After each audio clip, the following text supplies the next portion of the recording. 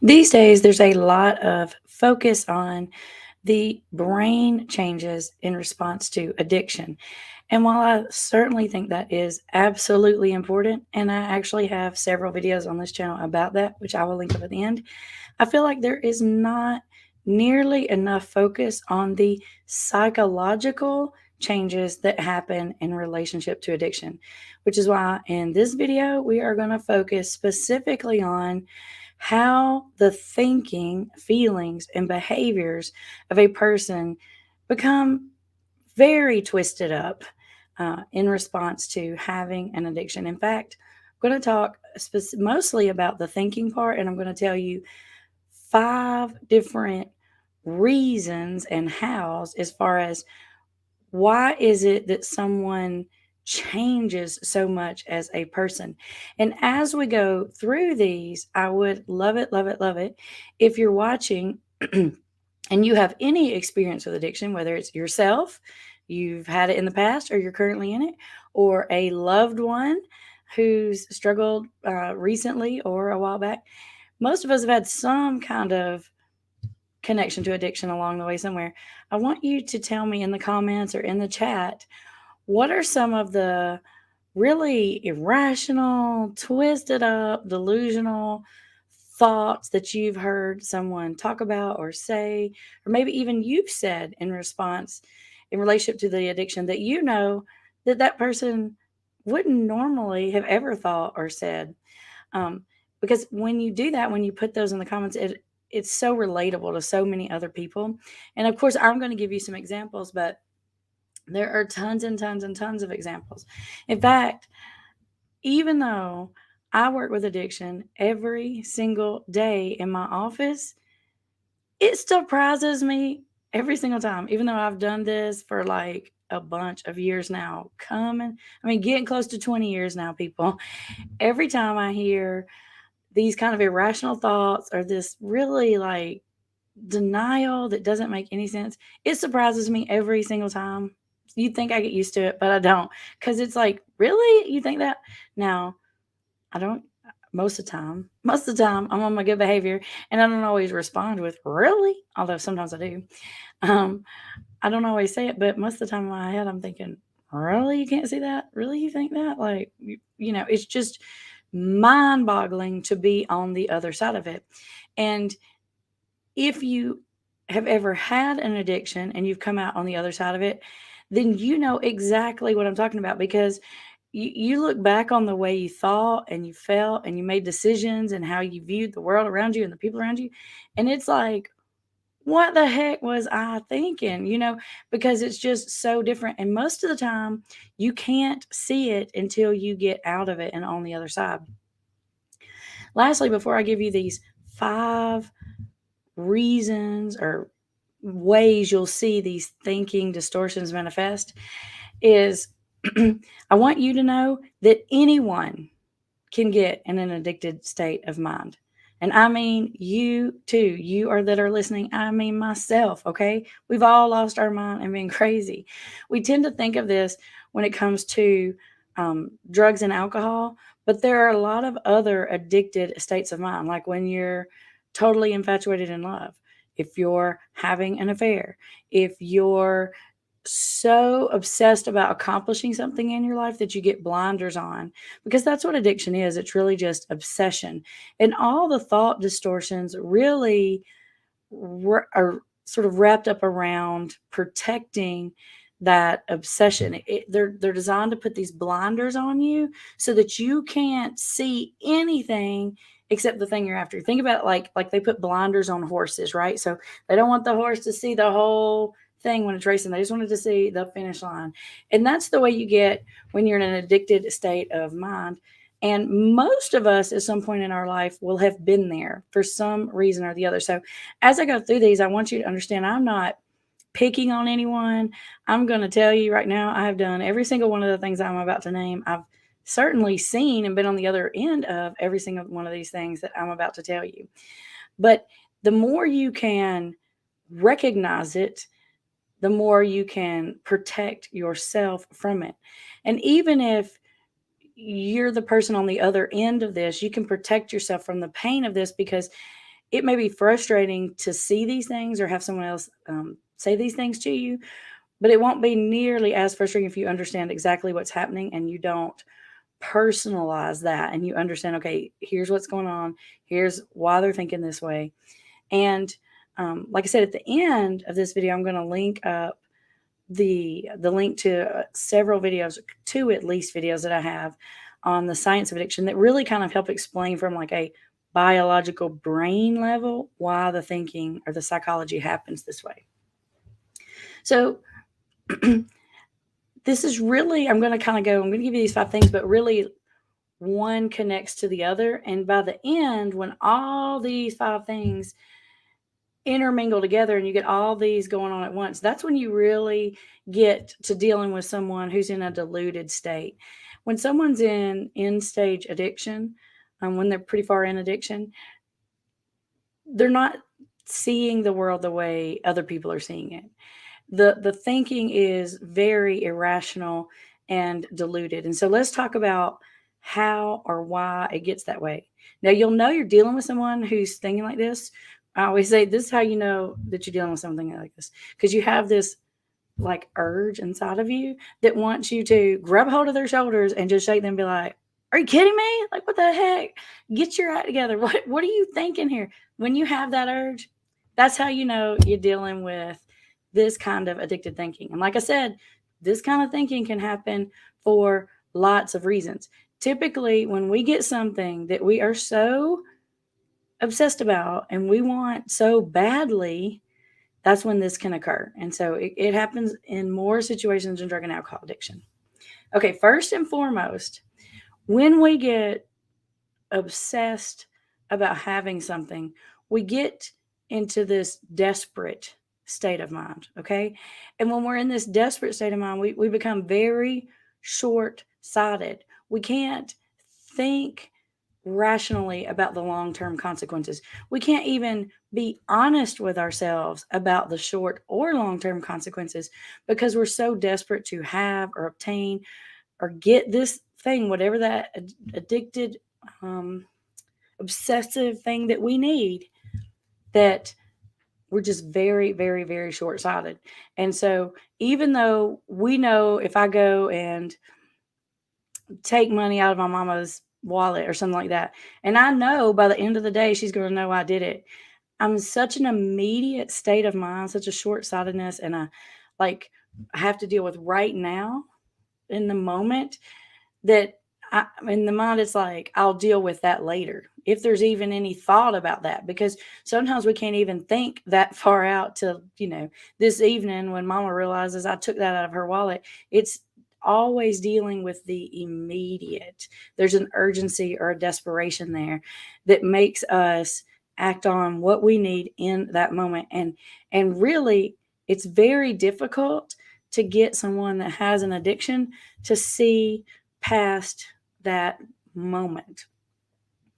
I was talking to a family just this week, and they were talking to me about someone in their family who has a substance abuse problem. But one of the people that were talking to me, it was a husband and wife. One of them talked about having stopped smoking in the past. And so I was using that as an example. If you stop smoking cigarettes as in nicotine, or actually when you are in a nicotine addiction, let's say you are going to get to go on your dream fantasy vacation, right? You're going to get to go to Europe or Ireland or Hawaii or whatever it is that's your dream vacation, and you are thrilled about it. And maybe you've worked really hard and you won this great trip through work or something like that, and you are so excited. But when you have an addiction, when you're sitting on that airplane, guess what you're thinking about? You're not thinking about how exciting the trip is and all the fun things you're going to do. You're not looking out at the clouds and daydreaming about it. You're thinking, get me off this plane. I can't wait for this plane to land because I need a cigarette. That's all you can think about, is that immediate need that doesn't allow you to really even think past that, because there's this constant urgency and desperation that takes over, and it keeps us in that really primitive survival part of our brain, right? when you're in a survival situation, an urgent situation, you think about here and now. You don't think about next week. You don't think about whether you're going to get a promotion. You don't think about all those things because you got to deal with here and now. That's what addiction does, is it keeps you stuck in this constant, it's like a treadmill that you cannot get off of dealing with the here and now, because there's constantly an urgent physical or emotional need that has to be met. So that starts to consume your life. It starts taking over everything. And you can't really think much further than that. Now, sometimes you can pretend like it, like if you have to have a conversation with someone else, you know what you should be thinking about, you know what you should be saying. So like, let's say you're this person with a nicotine addiction and you're on the airplane, and the stewardess stops and says, hey, what do you think about blah blah, and you can have this conversation with this person and it looks like you can go there in your mind, but really, what do you think about? Get me off of this airplane. As soon as I get off this airplane, I'm finding the first smoking section and I am jetting out that door, right? That's all you can think about because it's controlling the situation. So that's layer number one, this urgency, this desperation. So I want you to keep that in your mind. We're going to layer some more layers in on the top of it, and then you're going to see how or why, when someone's addicted, their thinking is just so twisted up. It's just so irrational and frustrating. So you got this desperation. The next thing you want to layer on the top of it is, because you have this obsession and this desperation happening, you immediately, this isn't necessarily a conscious thing you do, but you justify why it's important, why you have to have that thing, and why you need that thing. And you justify why it's okay. So the justifications and the rationalizations start to layer in on top of the desperation. Because at some point, you either get frustrated with the people around you because they're frustrated with you, or you kind of feel bad about it inside yourself. You feel like, why am I so obsessed with this thing or whatever? So then we start to make it make sense in our own brain. We start to develop these narratives and these storylines in order to make that thought, feeling, behavior okay. So you've got the desperation, this urgent need, you've got the justification layered on the top of that. And then naturally, that is going to lead you to feel very irritable and thin skinned and easily frustrated with any situation, person, event, whatever that starts to stand in your way. Now, in the earlier stages of addiction, we just mask that irritation, right? Like if we go back to our example of our imaginary guy on the airplane, the stewardess is talking to him and he may pretend like he's pleasantly having this conversation, but deep down inside, he's just irritated. He doesn't even want to talk to this person, right? And eventually that irritation begins to bubble out, especially to the people like that you're really close to, like your close family, first, and then maybe to your friends, and then maybe to like strangers and stuff. That irritability happens. And it's like, why does this person get upset about everything I say? Because number one, they don't want to even have any conversations with you, because that's just one more thing they got to do. And it's just annoying and frustrating. Everything in life becomes this annoyance, this crap that you got to do to check off the list before you can get through it, so you can get to this end thing that you need to get this relief that you desperately need, right? So you're irritable, you're grumpy, you're anxious. See, now we got that layer on top, right? We got desperation, we got justification, we got irritability. This is just a mess of thinking that's going on here. And that leads us, that irritability then leads us to feeling really unfairly treated. So that's the next layer. Now, why do we feel unfairly treated? Because as we're going through those first couple of processes that we just talked about, the people around us are going to start to be frustrated with us. They're going to start reacting to our irritability. They're going to start being frustrated that we're not available anymore, either that we're physically gone and they can't get hold of us and that we miss important things, or that even if we're there, we're just sort of emotionally not there because we're in our head, we're thinking we're somewhere else, right? And so the people around us start to get on our case about it. Now, they may not even know you have an addiction, so they may not be on your case about the addicted thing. They're just on your case because you're not being yourself, and you're being different, and they want something different out of you. And as you got all this desperation going on inside, justification, all that stuff we said, and then you got everybody on the outside coming at you, layering in all these other frustrations on top of you. And so now you feel tons of resentment, tons of self pity, and you feel like life just isn't fair. Everyone tries to control me. No one appreciates me. People only see this one thing about me, and they don't even see all the good things about me. And so then you get this whole internal dialogue going on about how it's not fair. It's not fair that I can't drink and everybody else gets to drink. It's not fair that my wife doesn't appreciate how hard I work. You get this victim thinking going on that's just another layer of protection for this addiction, right? And it leads to even more irritability, and it leads to, maybe it's really more than irritability, then that just leads to outright anger, right? And revenge behaviors. Because then we start to do the thing on purpose just to tick the other person off, because we feel like they're being unfair to us, and that their concerns are unjustified, and that they're always on our case, and we start avoiding them more. And then the more we try to avoid and the more we push back, the more they come towards us, and it's just a never ending, frustrating mess of a cycle. Now, that is the cycle that we try so hard to interrupt on this channel, on this YouTube channel. It's the cycle we try so hard to interrupt in our counseling and consulting practice.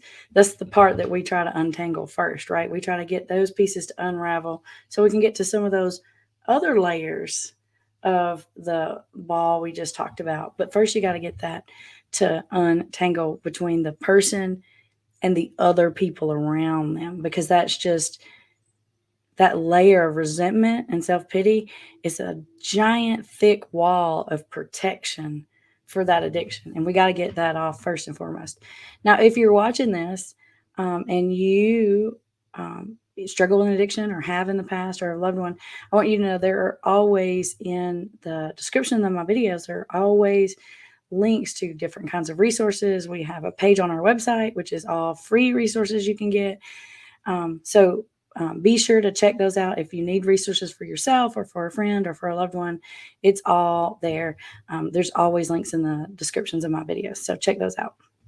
Now, the next thing that we are going to layer on the top of this thing is, as everyone's coming at us, and we're irritable, and we're desperate, and we're justifying, then comes this layer of, it's kind of like a justification, but it's slightly different. It's a minimization. We want to minimize what I would say. We want to minimize how bad our addiction is in a lot of ways. We want to minimize how much we're drinking, or how much we're using, or how much money we're spending. We want to minimize how those behaviors affect the other people in our life. And so as people are coming at us, not only are we angry and we're resentful at them, and we sort of maximize in our mind what they're doing to us, we really focus on that and minimize our part of the problem, right? We want to say, everyone does this, why are y'all picking on me, right? Or we want to say, okay, yeah, I do this, but I'm still a good mom, or I'm still a good provider, or whatever it is. And we want to make that problem a lot smaller than it is. But the truth of it is, that problem dictates everything in your life. This is like real talk here. When you get truthful and honest, that thing that you're addicted to runs the show. There's no minimizing it. There's no saying, well, I have these other good qualities over here. I should be let off the hook on that one. Okay, I got this character defect. It's not that bad, right? Because the truth of it is, that addiction controls our mood. It controls how we think and feel, not just when we're using a substance. That's not what I'm talking about. I'm talking about 24/7. When you're addicted, you are controlled in one way or the other by this addiction. It controls your thoughts, your feelings, and your behavior. Not just when you're intoxicated. Please understand, I'm not talking about that. That's a piece of it. But probably controls you even more when you're not intoxicated, because all you can think about is getting the addicted thing. Now, if your thing isn't substances, just replace the word intoxicated with whatever the whatever word goes there. For you, if it's gambling, for you, if it's a relationship or spending or whatever it is, we're seeking a feeling, right? And so we want to minimize the impact that's having on our life. We want to minimize the impact it's having on other people's lives. And then we get all of this wraps up into and forms the layers of denial. And so when you're dealing with someone in denial, this is what you're dealing with. Like I said, it's layers and layers. It's a lot more complicated than just someone realizing they have a problem with whatever the addiction there is. Most of the time, people will admit that on some level, right? Okay, well, I drink too much sometimes. Or, okay, like I've had that problem, but it was in the past. They'll admit that on some level, but do they admit the significance of it? Do they admit the massiveness of it? Do they admit what it's going to take to fix it? Do they admit how that addiction affects them and the people around them? There are layers and layers and layers that come in the picture when you're looking at dealing with denial and why denial happens and how to get on the other side of it. It's very difficult to get someone in an active addiction on the other side of the denial. Now, they have these moments. You guys have heard me talk about this before.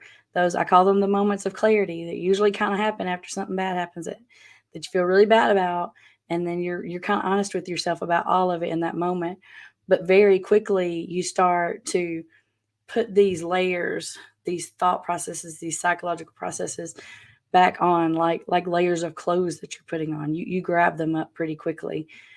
It's a protection of yourself.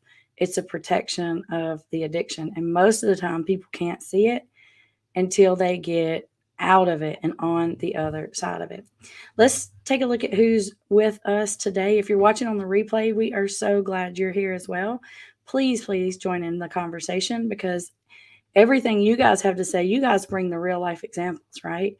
I'm giving you sort of psychology and philosophy and understanding, and you guys are going to bring the real life examples, because that helps people more than anything. This is really cool. Let's see. Romy Girl says that I'm cheating, turning my son against him, flirting with coworkers, that I'm crazy, that I don't love him, that I think he's out cheating in and on, and none of these are true. Okay, so what Romy Girl is saying there is, this is what the addicted person in her life is thinking. Excuse me. It's a paranoia, right? It's a thinking that you're cheating, you're doing something bad behind my back and that kind of thing, and none of it's true. Now, certainly with certain drugs can cause paranoia like that, right? Like stimulants, like withdrawal from certain drugs can cause paranoia like that. And then other times people don't necessarily have that paranoia, but they'll use it as a manipulation or a deflection tactic, right? Because one of the things that people with addictions do so well is turn it on you, right? And that, like, they get in trouble for something, they get busted for something, and it's like, well, you did this or you did that. But it sounds like what Romy Girl is saying is more like a true and a real, almost like a paranoia. Hey, Jimmy, thank you for your words of encouragement. And Elle is here. Amanda's here. Kristen's here. Romy Girl says, I would love to know how to respond to their delusional rants. When it's daily, it's exhausting, especially when none of the accusations are true. It's offensive, hard not to lash out in defense. Romy Girl, I do have some videos specifically on dealing with delusion behavior. Like, I'm using the word delusion in this video. And what I mean by that is in this video, I'm talking about it in the context of dealing with someone in denial who's not thinking rationally, who's maybe blaming other people. But there's a whole nother level of delusion, like clinical delusion. It's kind of the difference in saying I'm depressed and I have a major depressive disorder. Like, it has a delusional disorder. And that may very well be what you're dealing with, Romy. And I do have some videos on that if you want to check those out. But you can't talk sense. You can't reason with someone who's deluded like that. The more you try to, the more interwoven and intense the delusion will become. So if the delusion is being caused by a drug, the only thing that's going to fix that is getting off the drug. If the delusion is being caused by some serious underlying mental health issue or some medical problem, then that mental health issue or medical problem is going to have to be addressed to get someone who's actively, like really, really, truly having a delusional disorder issue to get that to be fixed. And I want you to know that I always want you to watch out and be careful for someone who's in a paranoid state can be dangerous, more dangerous than they normally would, because if they get something crazy in their head, you just don't know what they're going to do. So always take safety into consideration, even if you think it was ridiculous, like it's not even happening. It's real to that person. So you don't have to believe what they're telling you, but you need to believe that it's real to them, and you need to take appropriate action. Jenny says, my son was threatened with getting kicked out of a sober living for not paying rent because he stopped going to work. When he got a new job and another chance at sober living home, he didn't show up the first day because he said he didn't have anywhere to live. So why work? Again, that's that sort of irrational thought, right? It's that excuse making. It's that justification level right there. Justifying that level 2. That's exactly what you're looking at. Sandra says, my own denial when I believe him when he says he won't run away or has borderline addict symptoms under control, because in the moment he really believes it. It's hard to see. Yes, so you can believe that someone really means what they're saying, but at the same time have a higher level understanding that even if they mean what they're saying, they may not have the ability to follow through and control that. And so you got to be honest with yourself. And I love what you're saying here, because you're not saying it's his denial, you're saying it's your denial, which is dead on point, Sandra, because you're saying what you're saying is I can find myself in denial by believing his thought process. And I love it. That's very insightful.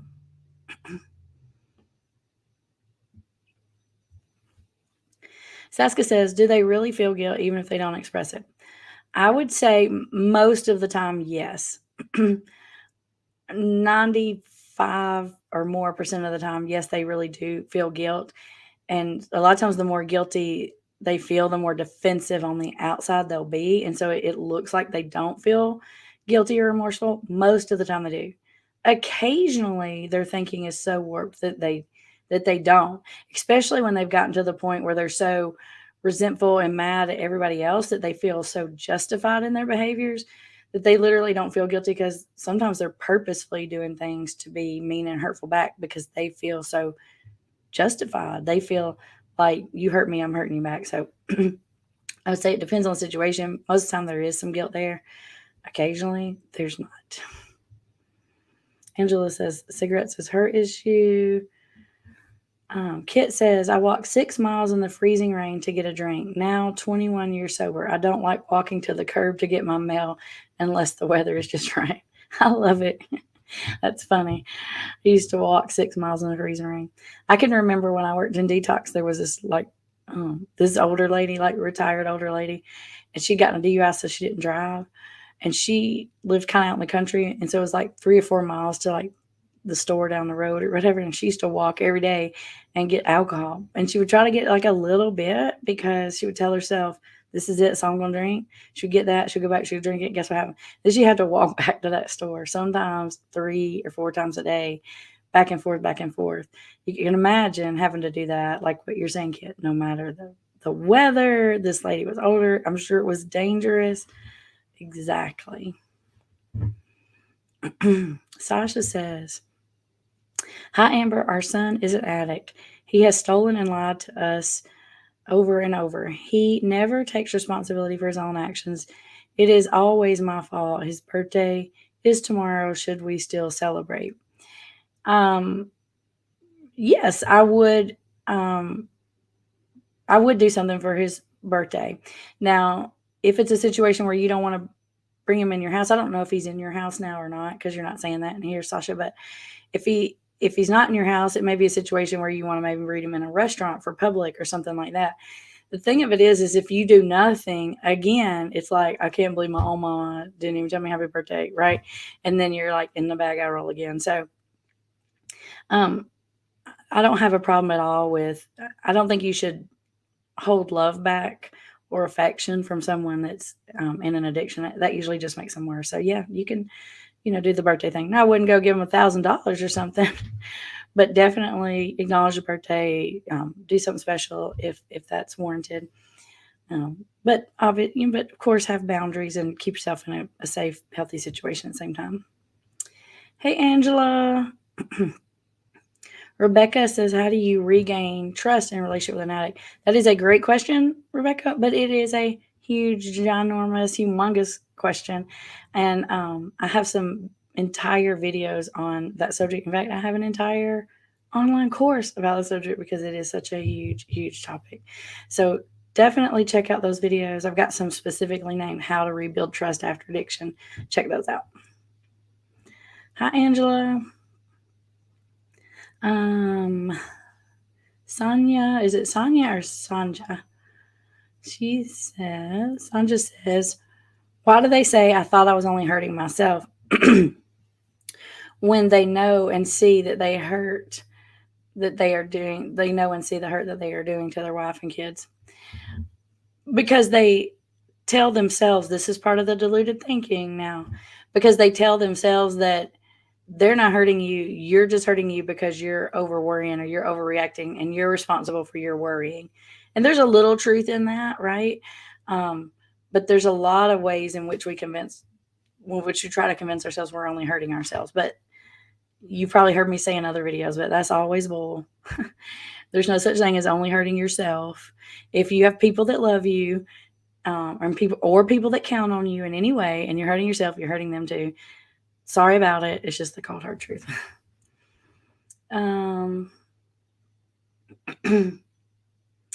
Rebecca said, would that stem from past traumas? Rebecca, are you talking about specifically these thought processes or addiction in general? I'm not sure exactly. If you're talking about addiction in general, I do have some videos about addiction and trauma you can check out.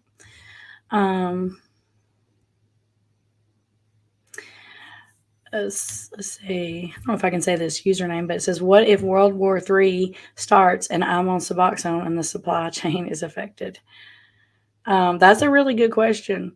I don't know what the answer to that is. The Suboxone supply chain has stayed pretty steady through the current crises that we're in. So I don't know if there's a rational fear for that, but I totally get, because when you're on Suboxone, you're dependent on Suboxone and you have to have it. And so it's a very vulnerable feeling to have inside. Benner says, I've been addicted for over 16 years as an alcoholic, 36 now. Almost quit over a year ago next month. Best decision I ever did, but also the hardest. Now I'm totally different mindset being a health freak. I love it, Benner. I love it. You fought this thing for 16 years. You got on the other side of it and you feel better. And I love that you said a totally different mindset, because it's true. If you think back to when you were in your addicted state of mind, what's the biggest difference in the way you thought then versus the way you think now? Like the way you saw the world and your situation then versus the way you see the world in your situation now. I'll bet it is completely, completely different. Angela says, when he's homeless for a while, he may change his mind. No one can do it but him. I've had problems with a child also. Sometimes you have to do what's best for you, just saying. I agree with what you're saying there, Angela. Sometimes you have to do what's best for you. That is absolutely true. Homelessness doesn't necessarily make someone realize how addicted they are. That's the thing about denial and justification, rationalization. It is so powerful. You can be homeless due to an addiction and still not think that you're addicted, right? Or maybe you know you're addicted, but you don't care, which is another level of justification and rationalization. This denial stuff is very powerful, and that's why it's always so shocking to me when I see it or I hear these things. I'm like, wow, really? It's important to remember that you cannot reason with it directly head on. You're just going to be beating your head against the wall. It's very difficult. I do have a whole playlist about how to get through to someone in denial, and you can watch those videos, find out how, but I can promise you it's not trying to bust through the denial. It doesn't work. Hey, Barbie from Austin. Rachel says, I can't really understand why my addicted daughter blames everyone and me for everything wrong in her life.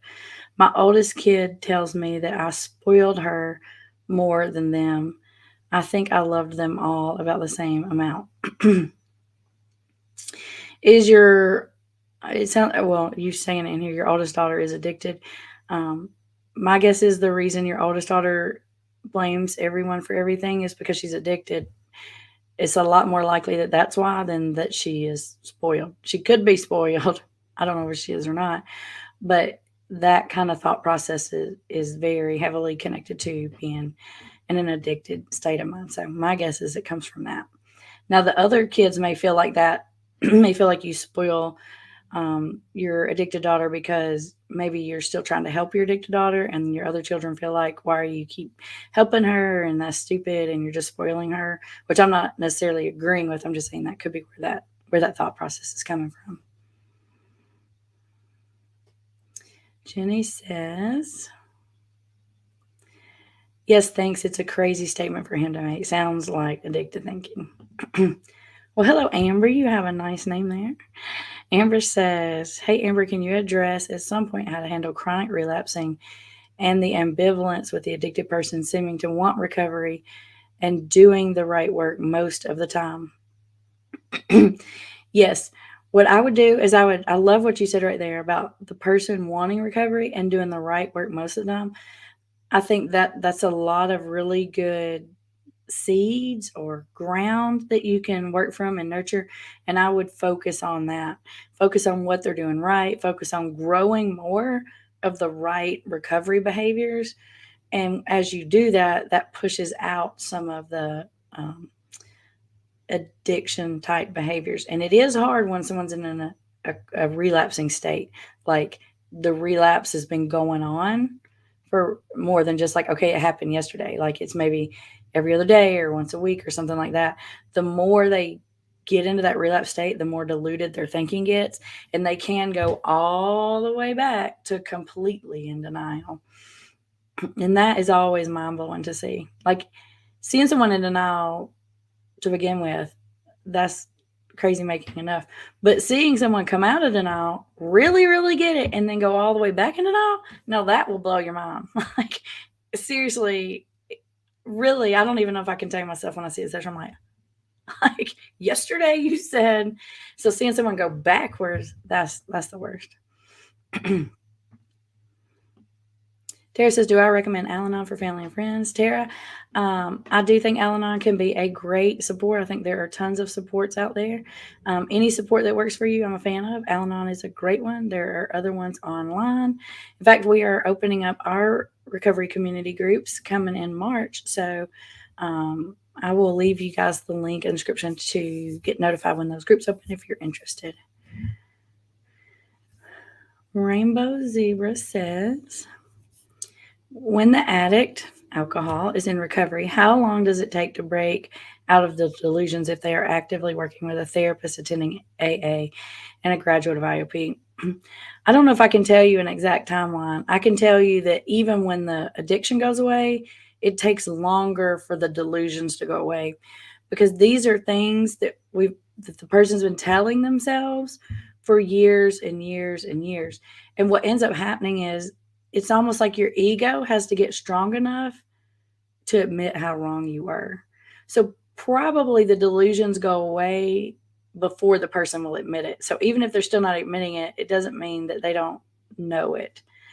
You have to get solid enough and have enough self-confidence to be able to admit how far off base you were. So it does take a while. You do have to get on the other side of it. So I would say months. If you're pushing me to give you a timeline, I would say definitely some months. And it's not like they're all there and all gone. They kind of come off in layers.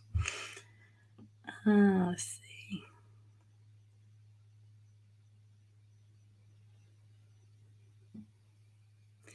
Rebecca says, there's an addict in my life that has traumatized me with their spitefulness.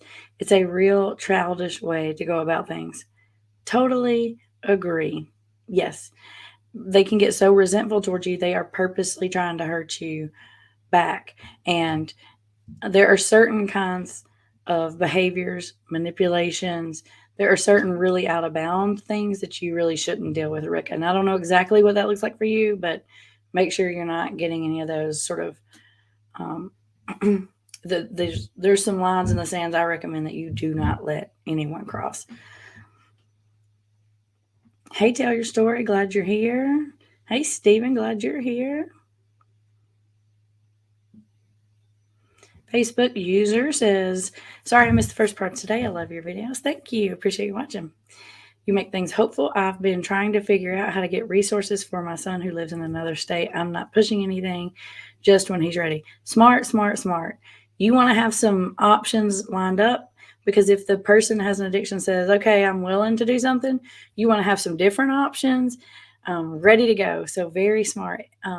If you say what state you live in, if you want to put that, other people in the chat or comments might be able to give you some resources depending on the state. One of the things I'm not the best at, to be super honest with you, is knowing all the resources all over. I know the ones that are kind of like around where I live, but I'm not very great at knowing them all over the country and all over the world. But somebody watching will. So drop your state or your location-ish, not exactly like your address, but like your general location in the chat, and I bet other people will give you some good options. Hey, Larry. He's in Iowa. Okay. So anybody watching who knows some good resources in Iowa, you guys drop them in the chat or comments for our listener who's looking for some resources for their son. And make sure you guys let us know whether that's like a counselor or like an inpatient treatment center or an IOP. I think it's great to have different kinds of options available. Barbie says, I collected 3 rehab / free living options and then gave my son an ultimatum to give me all his drug paraphernalia and do no more drugs in my home or move out into one of these. He was hurt, upset, and angry all at the same time. He said he'd hide them better. When I stood my ground, he said he's moving. He's washing his clothes and packing them to leave. My heart is so broken, but I feel guilty that a part of me is relieved. Why am I having doubts? Maybe he's flaunting the move to make, and then it cuts off. I think what you might be trying to say there is maybe he's flaunting the move to make you feel bad, or maybe he's even bluffing or something. It's always dangerous when you give an addict an ultimatum. Most of the time we think when we give them an ultimatum that they're going to know we mean business and they're going to make a smart choice, but when you're dealing with an addiction, that rarely happens. And maybe you gave them the ultimatum, Barbie, because you were trying to get him to think clearly and you wanted him to make the right choice. Or maybe you gave him the ultimatum because you knew he wouldn't make the right choice and you needed him to leave and you needed him to own the fact of why he left. And if you did it for that reason, I totally get it. I'm totally okay with it. Robin says, my addict alcohol loved one thinks he'll be miserable without something to alter his reality, so he can't bring himself to take steps to stop, though he knows he should. I think that's a very, very, very common fear. In fact, I think anyone who's addicted has that fear, and I think it's impressive that he's verbalizing that out loud. It's probably hard when you hear that, Robin, not to argue with it or confront it. What I can tell you is that when you're stuck in active addiction and you have periods of sobriety, short periods, those periods of sobriety are pretty freaking miserable because you don't have the ability to experience joy and happiness without your substance. But that comes back. But it's really hard for people in the middle of it to see because every time they're sober, they're miserable. So they think, I don't even know if I want to live life if this is what life is like. But what they're thinking of isn't really sobriety. What they're thinking of is withdrawal.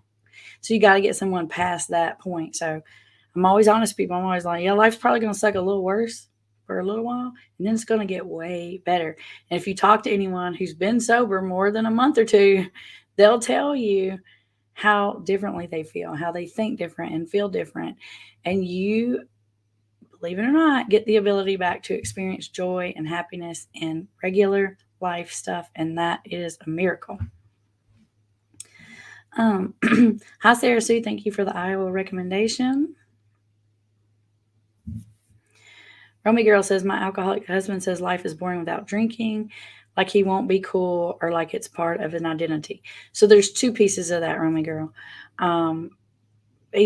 There's probably some truth in that. Life will not be fun without the drinking for a while until the brain resets. But it will reset. The first couple of weeks are the worst, and then it starts to get a little better each day from there.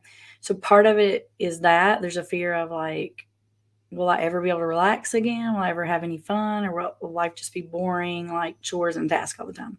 That's a real concern. And then there's the other piece of the concern that I'm hearing in that statement, which is, what will people think of me if I'm sober? And I've said this on other videos, but I promise you, people talk about the stigma of addiction. I don't even believe in that anymore. Being in recovery is like cool these days. Okay, I'm sure there's still some stigma of addiction, but the thing that people fear more than the stigma of addiction is the stigma of being sober, right? And that's what I hear in that statement is like, this is part of my identity. Like probably I've said or, acted in ways I've said things about people who don't drink, and it'd be totally weird. I'd be a hypocrite if I turn into one of those people. And that's a concern, but it's a concern that people get past, and it is pretty irrational, right? Romy says he suffers from depression and anxiety too. It's a way of coping and relaxing. Romy, you may have heard me say this before, but drinking is not a good way to deal with anxiety or depression. It will only ever make your anxiety and depression worse. And a lot of what he needs to drink for is managing the depression and anxiety that's coming from the drinking. It's a never-ending cycle that just feeds itself. It's a bad feedback loop. All right, everybody, if you need more resources, they are in the description. And up next, I have for you those videos about the science part, the brain part of addiction and of recovery. And that will even help shed more light on what we talked about today. I'll see you next time.